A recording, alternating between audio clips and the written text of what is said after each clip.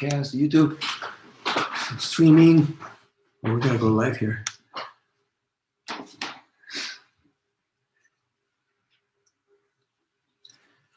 Hello, everybody from Dallas, Texas. Well, sexy Texas. Yeah, hello, where we're having a winter wonderland. It's freezing, literally amazing. Like 9 degrees or 6 this morning. Fahrenheit, yeah. It's so cold, yeah. Below 0 in Celsius, of course, for those of you who know It looks Celsius. beautiful outside. We've got this powdery snow. The boys were out for like already an hour and a half this morning playing in the snow. Oh, man. It's been fun, but it is different. It's been this is one of the worst or the worst cold storms in Texas, right? Yeah, we've been blessed that we've had our electricity, but there are over 2 million Texans without electricity. And I know they're doing a lot of rolling outages to help conserve energy. So if we go off the air, you know why? Yeah, but today we're going to talk about how to use energy properly to be able to, I know the term lose fat. You know, a lot of people don't want to use that term, but it's a fact. And also gain muscle. But who are we, honey, before we start? We're Cesar and Pam with CesarandPam.com. And we want to help you live your life without losing your soul, your family, or your health in the process. And today we're going to talk about a subject that I think is very personal to everyone because it has to do with our bodies, right? And I think it needs to begin with an understanding of why we have our bodies. God gave us our bodies so that we would accomplish certain things. It's not just for us, so that we would be able to touch others in a positive way. And I think there's a huge sense today of shame, of guilt, of low self-esteem, of depression, anxiety, because we know we're not taking care of our bodies the way we should. And some of those reasons, I actually took some notes here. Number one, I don't know, you want to say something before I start? Well, I mean, there's that side of it, and there's also the side where we kind of idolize our body image, you know, thinking that there's a perfect body and that we want to achieve that, thinking that it's all about the outward appearance, and that's really not what it's all about. We're talking about health. Yeah, with social media, the goal with social media, we tend to compare ourselves to other people, and that's not the goal. The goal is not lose weight necessarily either. It's to be healthy so that you can accomplish what God wants you to accomplish in this life. So low self-esteem, self-hatred, negative self-talk, loneliness, depression, guilt, shame, all that happens related to health because you know that your body is a temple that God gave you. And when you're not taking good care of it, you're hurting yourself, you're disrespecting yourself, you are rejecting yourself. And we're going to talk about some things that we've already mentioned in earlier lives, but number one, if you are overweight, you are probably malnourished. Is that how you say it? Malnourished. Malnourished. Okay, sorry, thanks. My translator. And it's because we are addicted or we are used to eating dead food and not enough living food. And honey, quick, what is dead food? It's food that's processed, you know, over-processed foods that don't have nutritional value or are very depleted in nutritional value. All the chips and cookies and crackers and pastries and pizzas and things that we like to snack on and eat. Now, there's some healthy ways to eat pizza and chips and some crackers, etc. But the point is, right now we live in a society where the food is so altered to taste better, to look better, and to get you addicted to want more. And when that happens, what? And I think we're addicted to what we can eat quickly. You know, what's fast food? Drive-through. Who's got the fastest drive-through? What can I make really quickly? And a lot of times, just for lack of knowledge, I mean, I think it's easy to grab something off a shelf and think that, okay, I don't feel hungry right this moment, I'm good. Yeah, so what happens is, number one, habits, right? Let me save this right here. Habits. Maybe you were not trained. Your parents didn't teach you. Nobody taught you how to cook properly, to instill life into your body. You're used to eating fried food, processed food, fast food. Number two, convenience. I mean, fast food. If you don't plan your day, I mean, The worst time to plan what to eat it's when you're hungry. Or to Right? go to the grocery store, right? Right. So number 2, habit, convenience. Number 3, for comfort.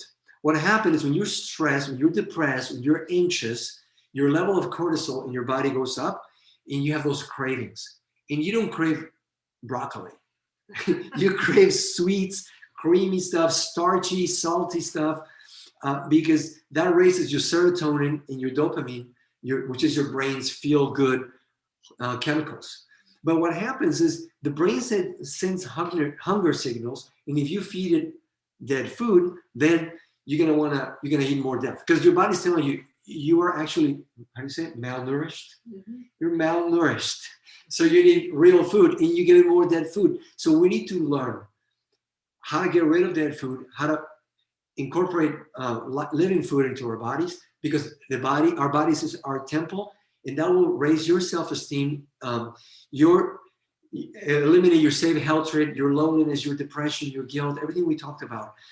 And I want you to know that there's hope. There's hope to learn to love yourself, to accept yourself, not in an idolatrous way, like you're the center of the universe. We know that God is the center of the universe, but to be a good steward of what God gave you so you can accomplish what God would like you to accomplish in this life. Honey, is there any other thing before I go to the next point? No, we're going to talk about protein today. And I think sometimes we think, I used to just think protein powders, that's for the guys that are trying to get big muscles or the women, I don't know. I think there's a lot of, we don't think we really need protein. There's a lot of trends on going vegan, but then we find out that when you do have a vegetarian diet or a vegan diet, they're very focused on protein. So why? What is the importance of protein? All right. So protein, why is it important? Protein, I was doing some research here. Every cell in your body contains protein, right? And proteins are built by chains of amino acids.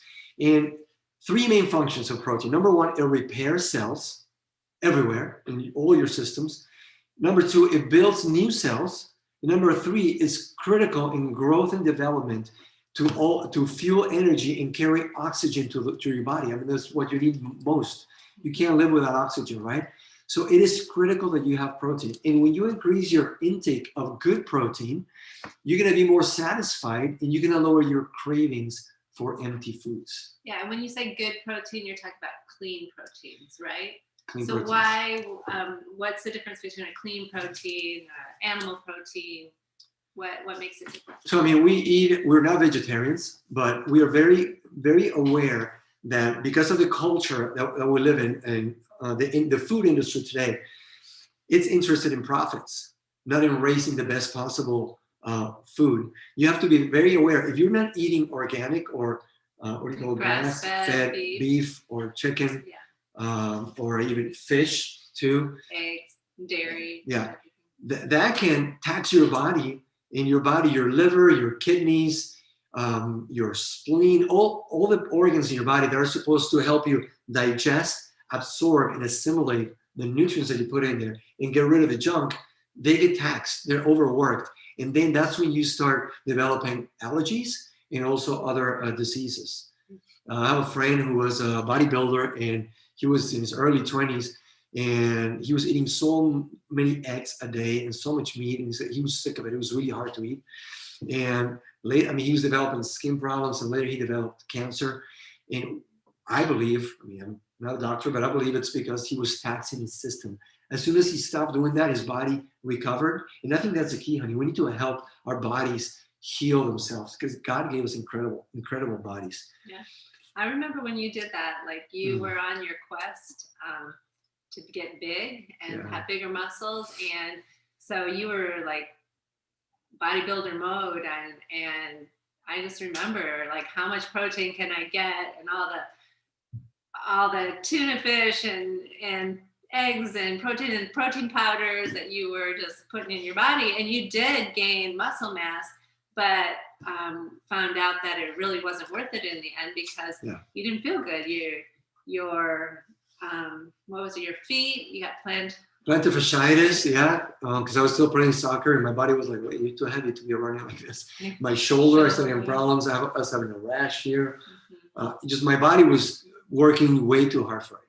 So we're gonna recommend to you some product that we found that I've been looking for many years for a clean source of protein, and because plant-based is easier to digest, to absorb, and to assimilate. So, well, before we get into that, how much protein should you consume? All right. So here are some estimates that you can put to work to determine your daily protein intake. You can multiply your weight in pounds by 0.36, or use this, or for example, for a 50-year-old woman who weighs 140 pounds and who's sedentary, doesn't exercise, that translates into 50 grams of protein per day. Okay, so how much in a meal? We were talking about it in the earlier Facebook Live in Spanish. How much protein is there in a meal? Like, describe a meal to us, a meal that you would make. Well, like maybe a chicken breast. You have broccoli, salad. Even that, okay. Yeah. Sweet potato, maybe. Sure. Maybe okay. Sweet potato. Around 30. Some brown rice. One of those. 30 grams of protein into your meal. And if you're looking for a way to start, I mean, send us a message. We started a coaching program with a group of friends. We're going to help you jumpstart your 2021, even if it's February, to have the health that you're supposed to have, that you know you need to have in your life. And we're going to teach you how to cook. I mean, she's going to teach you how to combine, how to make healthy meals. But anyway, about 30 grams of protein per meal, right? Now, what if you want to increase your muscle mass in combination with physical activity? You're very active. It's recommended that a person that lifts weights or regularly is training for running or cycling eat a range of 1.2 to 1.7 grams of protein per kilogram of body weight per day, or 0.5 to 0.8 grams per pound of body weight. So when someone was just sedentary, like a 50-year-old woman, you said it was 0.36, but now it went up to 0.5 to 0.8. Yeah, because now you're active, right? Remember we talked about the three functions of protein in the cells. They repair cells, they build new cells, and they carry oxygen and energy throughout the whole body.